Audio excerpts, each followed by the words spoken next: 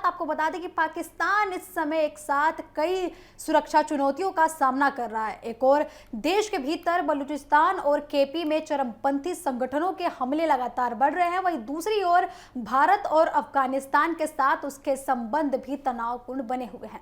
ऐसे माहौल में पाकिस्तान के प्रधानमंत्री शहबाज शरीफ ने सेना के शीर्ष अधिकारियों के साथ उच्च स्तरीय बैठक की, देश की सुरक्षा स्थिति समीक्षा की और सशस्त्र बलों को लेकर सरकार के पूर्ण समर्थन का भी भरोसा दिलाया। प्रधानमंत्री कार्यालय की ओर से जारी बयान के अनुसार बैठक में देश के आंतरिक और बाहरी सुरक्षा चुनौतियों पर विस्तार से चर्चा हुई।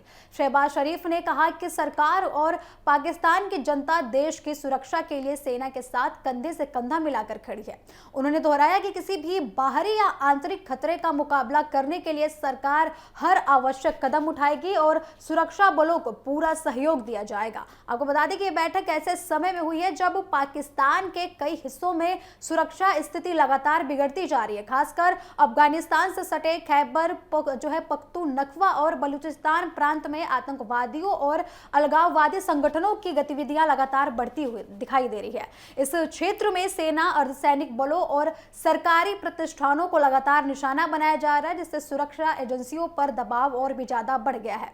हाल ही के दिनों में बलूचिस्तान और एक बार हुआ आत्मघाती हमला एक और बड़ा चुनौती बन गया है। आपको बता दें कि कुछ रिपोर्ट्स के अनुसार BLA के एक आत्मघाती हमलावर ने विस्फोटकों से भरे एक ट्रक के जरिए पाकिस्तान के कोस्ट गार्ड के एक कैंप को निशाना बनाया।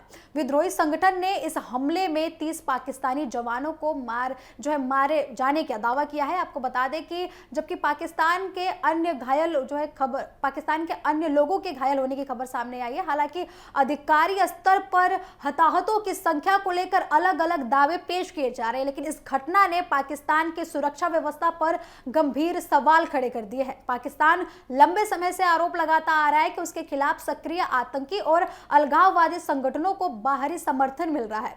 इस्लामाबाद का दावा है कि तहरीक-ए-तालिबान पाकिस्तान और बलूच लिबरेशन आर्मी जैसे संगठन भारत के समर्थन से गतिविधियां चला रहे हैं। इसके साथ ही पाकिस्तान अफगानिस्तान की तालिबान सरकार पर भी आरोप लगा रहा है कि वे TTP को अपनी जमीन पर सुरक्षित ठिकाने उपलब्ध करा रही है, जहां से वे पाकिस्तान में घुसपैठ कर और हमलों की योजना बनाते हैं।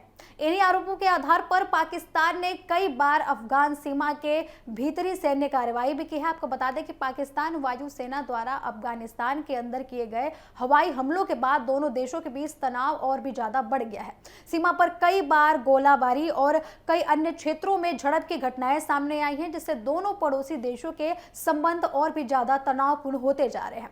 हालांकि भारत और अफगानिस्तान दोनों ने पाकिस्तान के आरोपों को लगातार खारिज किया है। भारत का कहना है कि पाकिस्तान अपनी आंतरिक सुरक्षा विफलताओं का दोष दूसरे देशों पर मढ़ने की कोशिश कर रहा है।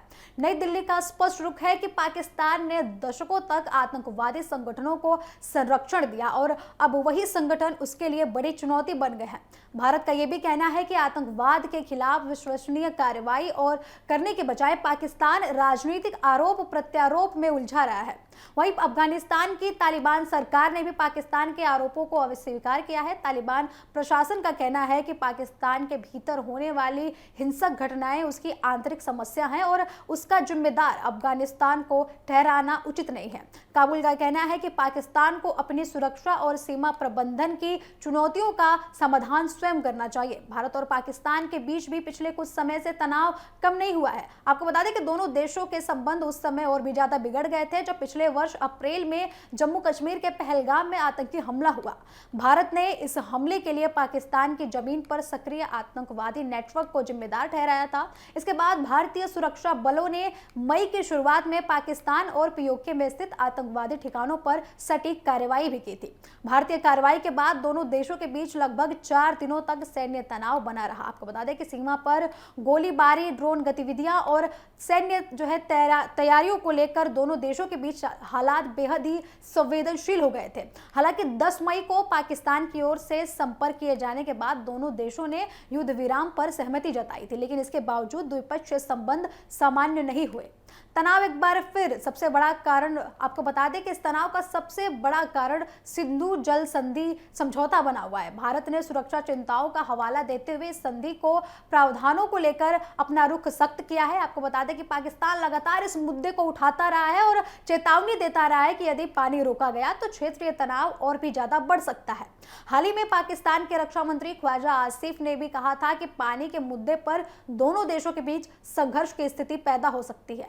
अब ऐसे समय में प्रधानमंत्री शहबाज शरीफ द्वारा सेना को खुला समर्थन देना इस बात का संकेत माना जा रहा है कि पाकिस्तान सरकार सुरक्षा चुनौती से निपटने के लिए सैन्य नेतृत्व के साथ पूरी तरीके से खड़ी है। हालांकि विशेषज्ञों का मानना है कि केवल सैन्य कार्रवाई से इन समस्याओं का स्थायी समाधान संभव नहीं हो सकता है। फिलहाल पाकिस्तान के सामने सबसे बड़ी चुनौती देश के भीतर बढ़ती हिंसा और नियंत्रित करने और सीमाओं पर तनाव को कम करने का चुनौती जो है उसके सामने बनी हुई है।